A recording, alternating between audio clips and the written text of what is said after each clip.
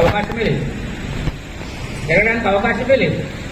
నేను నిన్నగా మన గ్రాడ్యుయేట్ వస్తే ఎట్లని పోయినా ఈ ఎవరికి వేయాలో నాకే అర్థం కాదు, ఎవరికి వేయాలో నాకే అర్థం కాదు. ఎమ్మెల్సీ గ్రాడ్యుయేట్ ఒక కుర్మ ఆయన చేసిండు, ఆయన బీసీ కాబట్టి వేసినాడు. గౌన్లో ఆయన చేసిండు, ఆయన బీసీ కాబట్టి వేసినాడు.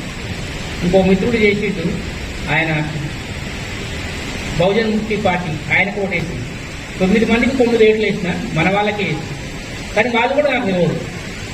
తప్పదు కాబట్టి వేసినాం. మనం ఓటు కాబట్టి ఓటు వేయాలి కదా. మనం అంబేద్కర్ని గౌరవించే వాళ్ళం, రాజ్యాంగాన్ని గౌరవించే, ఓటు వేయకపోతే ఒకటంట, వేస్తే ఒకట.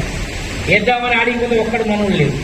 పాఠ్యమాలికి మనం చెప్తాడుగా, దయ్యాలు, భూతాలు, పాములు, జెరుగోళ్ళు అన్నీ ఇన్నే ఉన్నాయి. దొంగలు, లంగలు, ముత్యలు. ఎవరికి వేయాలి ఓటు? దొంగకేద్దామా, లంగకేద్దామా, ముత్యకేద్దామా, విషసర్పానికి వేద్దామా, మాఫియాకి వేద్దామా? ఎవరికేద్దాం? ఎవరికి వేద్దామన్నా ఓటు భయమే.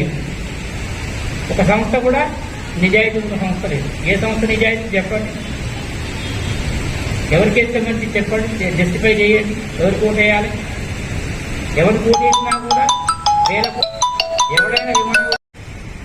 బహుజన సమాజ్ పార్టీ ఓటు వేద్దామంటే కూడా దాంట్లో కూడా భాగంలో జరుగుతుంది. అదే పెద్ద ప్రాబ్లం. నాకు ఆడికి బహుజన సమాజ్ పార్టీ ఓటు వేద్దామంటే మిశ్రా ఓటు వేసడానికి, నాకు మాయావతి వేసడానికి చాలా పెద్ద బాధ అవుతుంది నాకు. మా ఆర్కృష్ణ ఓటు వేద్దామంటే కాంగ్రెస్ ఓటు వేస్తుంది, కాంగ్రెస్ గుర్తొస్తుంది. లేకపోతే బీజేపీ గుర్తొస్తుంది. ఆర్కృష్ణ ఏడిస్తుంది ఓటు వేద్దాం. ఆర్కృష్ణ గారు మంగళవరపుల గారికి ఓటు ఏమన్నాడు, కానీ మాకు ఆర్కృష్ణ గుర్తొస్తుంది. అడిగితే బీజేపీ అవుతుందా, ఇది కాంగ్రెస్ అవుతుందని అర్థమవుతుంది. ఇట్లా ఉద్యమాలలో ఉండేటటువంటి వాళ్ళు ఎప్పటికప్పుడు సీజనల్గా ఎవరికంటే వాళ్ళకు మద్దతు చేస్తూ, ఎవరికంటే వాళ్ళకు అమ్ముడుపోవటం అనేది పెద్ద మాటలైనా సరే, వాళ్ళు అమ్ముడుపోతుందో లేదా తర్వాత విషయం, కానీ మద్దతు చేయడంలో మాత్రం చాలా అనైతికంగా చేస్తున్నారు. వీళ్ళు అవమానకరంగా మద్దతు చేస్తున్నారు. ఆ మద్దతు చేసేటప్పుడు ఆలోచన చేయాల్సిన అవసరం. ఈరోజు నిన్న జరిగిన ఎమ్మెల్సీ ఎలక్షన్లే కాదు, మొన్న జరిగినటువంటి జనరల్ ఎలక్షన్లు కానివ్వండి, అంతకుముందు జరిగినటువంటి ఎంపీ ఎలక్షన్లు కానివ్వండి, ఇందులో యువకులదే ప్రధాన పాత్ర గెలిపియడంలో. ఈ సమాజంలో ఒక సమాజానికి ఇంకొక సమాజానికి ఉన్న గ్యాప్ని రాజకీయ పార్టీలు, మన శత్రుపక్షాలు అది ఉపయోగించుకోలేదు. మనల్ని ఎట్లా ఉపయోగించుకోవాలని వాళ్ళు తెలుసు, మనతో ఎట్లా పోయి ఓట్లు వేయించుకోవాలని వాళ్ళు తెలుసు. ఇలా బీజేపీ పార్టీ చూద్దాం. బీజేపీ పార్టీ ఒకటే ఒక టార్గెట్ పెట్టుకుంది. కొంతమంది పిడికెడు మంది నాయకులకు, బీసీలకు నాయకత్వం ఇస్తే బీసీ ఓట్ బ్యాంక్ అంతా మాకు వస్తుంది అనుకుంటుంది. నరేంద్ర మోదీ బీసీ ప్రధానమంత్రి అంటే బీసీలు మొత్తం సంతోషపడ్డారు. కానీ నరేంద్ర మోదీ బీసీ ప్రధానమంత్రి అయిన తర్వాత ఈ దేశానికి, నరేంద్ర మోదీ బీసీ ప్రధానమంత్రి, ఆయన ప్రధానమంత్రి కాదు. నరేంద్ర మోదీ జీవిత కాలంలో ఇప్పుడు ఎట్లుంటుందంటే ఈ దేశంలో రాజకీయం, జవహర్లాల్ నెహ్రూ భారతదేశ ప్రధాని, లాల్ బహదూర్ శాస్త్రి భారతదేశ ప్రధాని, నరేంద్ర మోదీ బీసీ ప్రధాని, రామ్నాథ్ కోవింద్ దళిత్ ప్రధాని, ఆయన భారతదేశ దళిత్ రాష్ట్రపతి, దేశ రాష్ట్రపతి కాదా ఆయన? అర్థమవుతుందా? రామ్నాథ్ కోవింద్ ఎవరనుకున్నాం? దళిత రాష్ట్రపతి, దేశ రాష్ట్రపతి కాదా ఆయన? వాళ్ళ వాటకు అట్టుంటుంది. వాళ్ళు దేశ రాష్ట్రపతి రోడ్ రాయరు, దళిత రాష్ట్రపతి. నరేంద్ర మోదీని బీసీ ప్రధానమంత్రిగా చూస్తారు, దేశ ప్రధానమంత్రిగా రోడ్డు. ఎందుకంటే ఆయన బీసీ కులంలో ఉన్నాడు కాబట్టి. ఆయన ఫేక్ బీసీ కులమైనా కూడా ఫేక్, ఆయన కులమే ఫేక్ బీసీ కులము, అయినా ఆడు బీసీ ప్రధాని. ఎప్పటికైనా ఇంకా జీవితాంత చరిత్ర ఎప్పుడు చెప్పినా ఒక బీసీ ప్రధాని నరేంద్ర మోదీ. మరి లాల్ బహదూర్ శాస్త్రి గారు ప్రధానమంత్రి, భారతదేశ ప్రధానమంత్రి. వల్లభాయ్ పటేల్ ఈ దేశానికి ఆయన హోంమంత్రి, భారతదేశ హోంమంత్రి.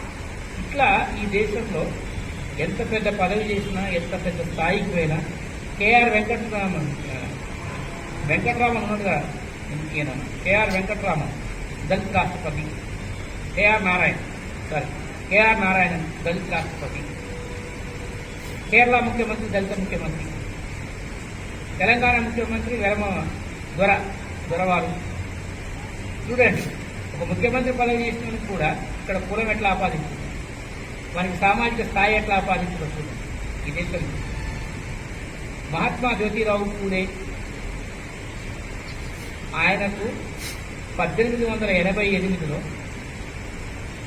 ముంబై ప్రెసిడెన్సీలో 20,000 మందితోటి పెద్ద బహిరంగ సభ పెట్టి బ్రిటిష్ వైస్రాయ్ వచ్చి మహాత్మా పిలుపునిస్తే పెద్ద గలాట జరిగి మహాత్మా గాంధీ అంటే తప్ప మహాత్మా పూలే నిన్న మొన్న మనం అందరం మనలాంటి వాళ్ళందరం మహాత్మా పూలే అని వాళ్ళు రామకోటి చెప్పించినట్టు మనం పూలే కోటి చెప్పిస్తే ఇప్పుడు కనెక్ట్ అయింది సమాజం.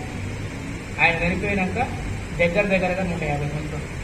ఇప్పుడు సమాజానికి మహాత్ముడు ఈయన అని కొంతమంది ఒప్పుకోరు మన వాళ్ళే. మహాత్మా పూలే గురించి ఒకప్పుడు మేము చెప్పినాం, ఇప్పుడు మాకే చెప్తుంటారు, సంతోషం ఉంది. ఒకప్పుడు మేమే చెప్పినాం పూలే గారు అని చెప్తే ఆయన ఎవరు అని అడిగారు.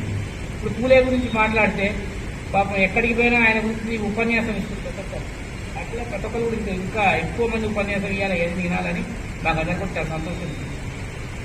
ఏకం చేయగలిగేటటువంటి మొనగాడి అవసరం సమాజానికి అవసరం. ఎట్లుంటుందంటే నా కుటుంబం మొత్తం ఆమెది ఏంద్రా మామూలు కొడుకు అవునా బ్రదర్, నా మీద ఎవరైనా దాడి చేస్తే నా కుటుంబ సభ్యులు వస్తారు కదా. నా కుటుంబ సభ్యులు అంటే ఎవరు? నా కులం అనుకుందాం.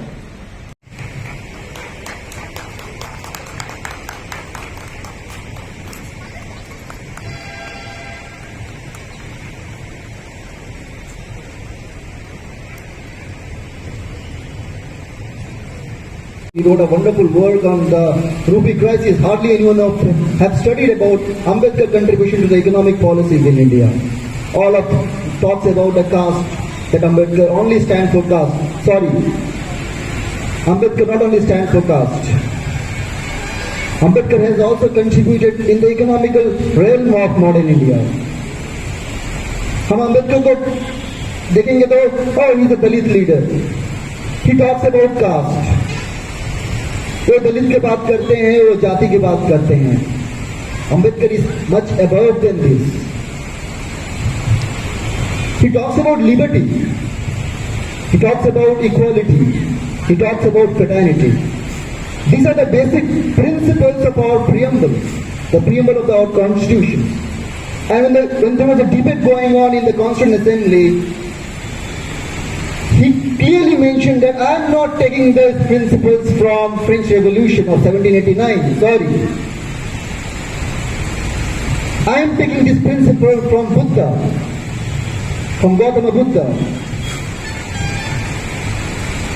So we have all our roots of these principles of equality, liberty and fraternity.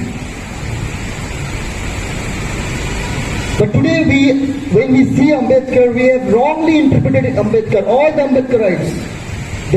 ఎంత ఉవ్వెత్తున లేసిందో అంత ఉవ్వెత్తున చుండూరు ఉద్యమము జరగలేదు.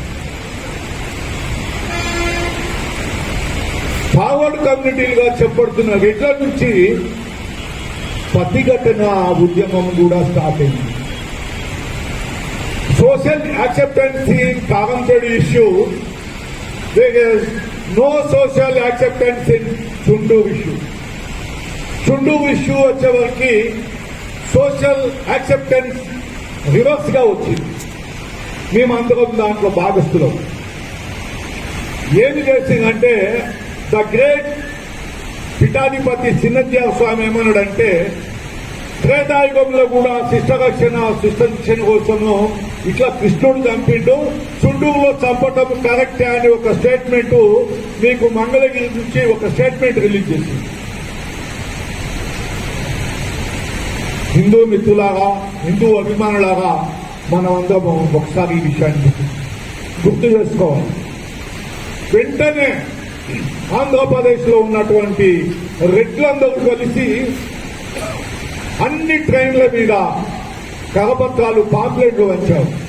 ఏమని పంచారంటే మాలన బై కాస్ట్, మాలన కొడుకులాగా మీకు రాజ్యాధికారం అవసరమా, మాలన కొడుకులాగా మీకు మా అమ్మాయిలు అవసరమా అంటే ఒక ప్రతిఘటన స్టార్ట్ అయింది.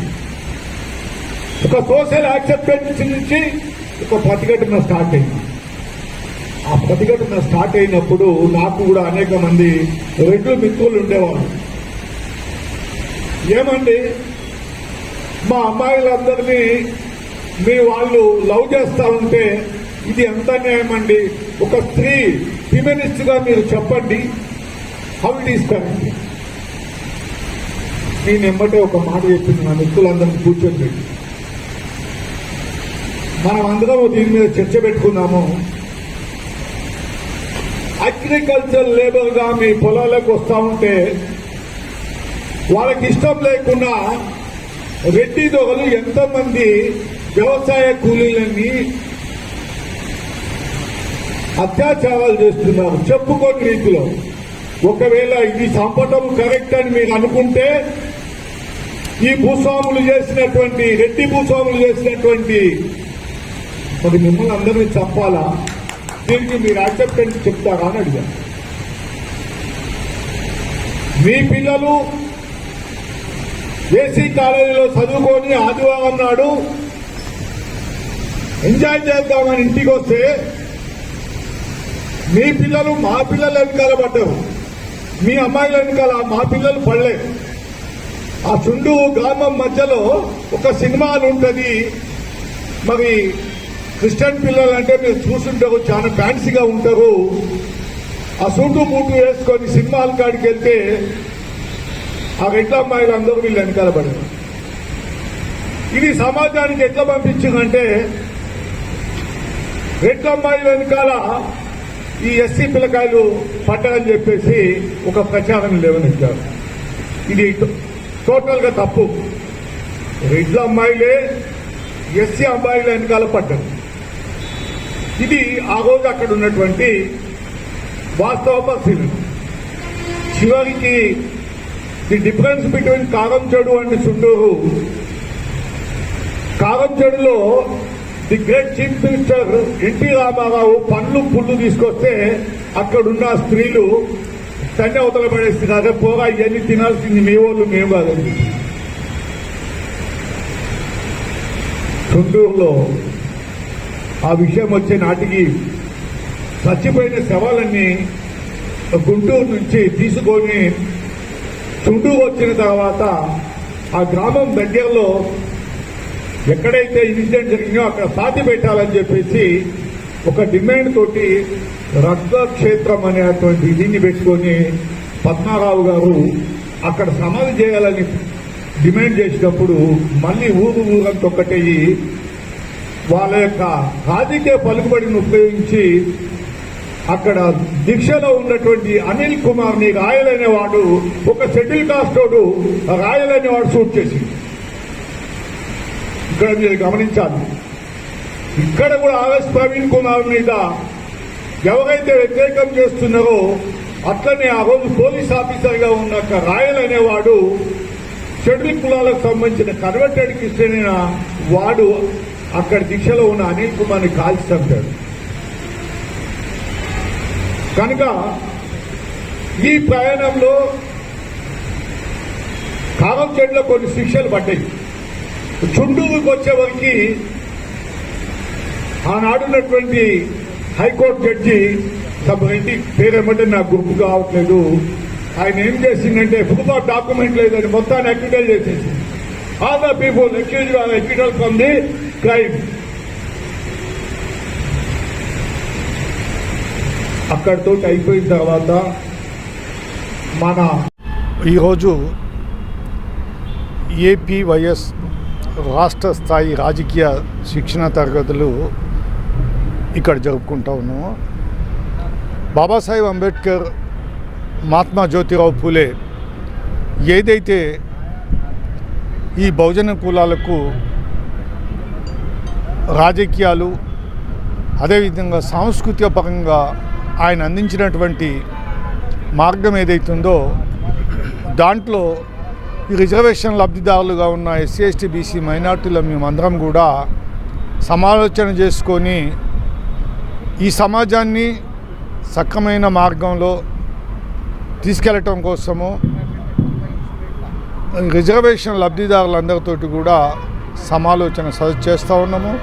దాంట్లో మరీ ముఖ్యంగా ఏంటంటే గత 10 సంవత్సరాలుగా రాష్ట్ర వ్యాప్తంగా ఎస్సీ ఎస్టీ బీసీ మైనార్టీల మీద అనేకమైన భౌతిక దాడులు జరుగుతూ ఉన్నాయి. ఆ దాడులను ఆపుకోవాల్సిన అవసరం కూడా మరి రిజర్వేషన్ లబ్ధిదారులైన మరి ఎస్సీ ఎస్టీ బీసీ మేధావులపైన ఉన్నది. మరి ఈ దాడులను ఆపటం ఒక్కటే కాకుండా ఈరోజు భారతదేశ వ్యాప్తంగా రిజర్వేషన్ ఫలాలని ఒక క్రమపద్ధతి ప్రకారము ఆపటం కోసము న్యాయస్థానాల ద్వారా, అదేవిధంగా ఉన్నటువంటి ప్రభుత్వ రంగ సంస్థలన్నీ కూడా ఈరోజు ప్రైవేట్ పరం చేయటం వలన ఎస్సీ ఎస్టీ బీసీలకి రాజ్యాంగంగా కల్పించిన ఈ రిజర్వేషన్లన్నీ కూడా నీరుగారిపోతూ ఉన్నాయి. మరి వాటిని రక్షించుకోవాల్సిన బాధ్యత కూడా ఎస్సీ ఎస్టీ బీసీ మైనార్టీ మేధావుల మీద ఉంది. కనుక మేము ఈ ఏపీవైఎస్ రాష్ట్ర స్థాయి సదస్సు చాలా కీలకంగా భావిస్తూ ఉన్నాం. మీరు చూసినట్టయితే ఈ మధ్యకాలంలో అనేకమైన సంఘాలుగా ఏర్పడి బహుజనంలో చైతన్యం వచ్చిన మాట నిజమే, కానీ అవన్నీ విడివిడిగా గ్రూపులుగా ఉన్నాయి. వాటినన్నింటినీ కూడా ఒక వేదిక మీదకి తీసుకురావాల్సిన బాధ్యత ఉన్నదని చెప్పేసి ఏపీవైఎస్ రాష్ట్ర స్థాయి నాయకత్వం ఆలోచిస్తూ ఉంది. ఆ దిశగా దోపిడీకి గురి కాబడుతున్నటువంటి అనేక కులాలని మతాలని కూడా ఒక వేదిక మీదకి తీసుకొచ్చి మరి ఒక నూతన సామాజిక న్యాయం కోసం పనిచేయాలని చెప్పేసి మరి ఈరోజు ఇక్కడ శిక్షణ తరగతులు జరుగుతూ ఉన్నాయి. దానికి అనేక మంది మేధావులు పార్టిసిపేట్ చేశారు. మరి వారందరికీ కూడా ప్రత్యేకమైన ధన్యవాదాలు. మరి అంబేద్కర్ పూలే వాదంతో పాటు కాంశీరామ్ గారి పని విధానాన్ని కూడా ఈ సమాజానికి అందించవలసిన బాధ్యత ఉన్నదని మేము గట్టిగా నమ్ముతున్నాము. ఆ దిశగా మరి ప్రయాణం చేస్తామని తెలియజేసుకుంటున్నాం. Thank you. జై భీమ్, జై భారత్. అంబేద్కర్ పూలే యువజన సంఘం యొక్క రాష్ట్ర స్థాయి శిక్షణ తరగతుల కోసం వచ్చేసిన కార్యకర్తలకు, ఇది ప్రోగ్రాంలో పాల్గొన్న మేధావులందరికీ కూడా ఉద్యమ నమస్కారాలు తెలియజేస్తూ, ఇవాళ నెలకొన్న పరిస్థితి ఏంటంటే దేశవ్యాప్తంగా స్వతంత్రం వచ్చిన తర్వాత ఎప్పుడైతే రాజ్యాంగం ద్వారా వచ్చిన రిజర్వేషన్ ఫలాలు ఏవైతున్నాయో అందరికీ అందాలనే ఉద్దేశంతో ప్రైవేట్ సెక్టర్లో ఉన్న దాదాపు అన్ని సంస్థలను కూడా వాళ్ళు ఆ రోజుల్లో దాన్ని గవర్నమెంట్ పరం చేశారు. పబ్లిక్ సెక్టర్లో తీసుకొచ్చి వాళ్లకు నిరుద్యోగులందరూ కూడా ఉద్యోగాన్ని కల్పించారు.